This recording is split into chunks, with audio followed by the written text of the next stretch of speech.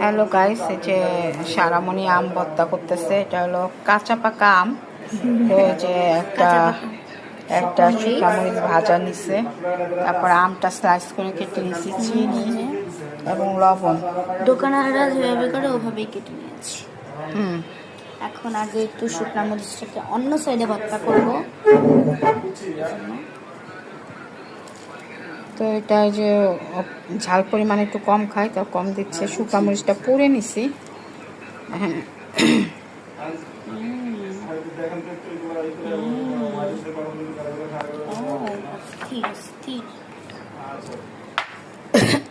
একটু দিয়ে দিব গাইস। ওকে, কমপ্লিট। এখন দেখেন একটু আপনারা তো অলরেডি মরিচ দিয়ে দিছে। কারা কারা এইভাবে আম ভর্তা করে খান বলবেন। এখন লবণ দিতেছে, এই যে লবণ পরিমাণ মতো। হ্যাঁ, এই যে আমি আবার লবণের দিকে কেন জানি ভালো পারি, লবণ পরিমাণ মতো দিতে পারি।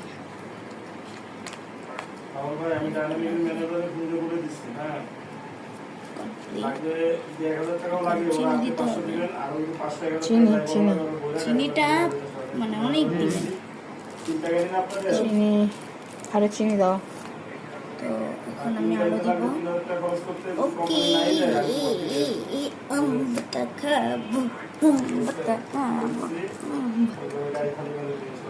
এখন মাখাবো। মাখাও। চিনির রসটা খাইতে যে কি মজা লাগে।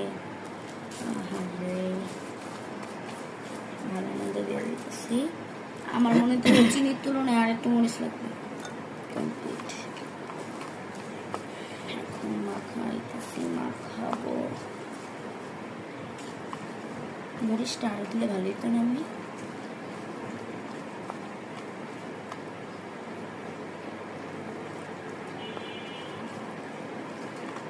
Bye bye bye bye. তো হয় নাই, ভালো করে মাখাও। মানে মাখানো হয় নাই। ওকে, না, কথা বলো। ওকে, মরিচ দাও, একটু মরিচ দাও। ঝাল বেশি হলে, বেশি খেতে চাইলে একটু বেশি দাও।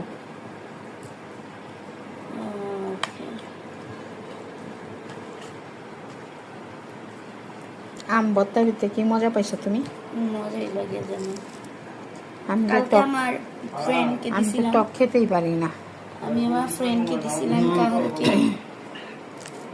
আমি তো টকই খেতে পারি না। টক খেলে আমার কেমন জানি লাগে। আর সারামণি অনেক টক খায়। আমি আগে টক খেতে পারতাম, এখন কোনো টকই খেতে পারি না। আর টক খেলে আমার মাথার ঘুরে।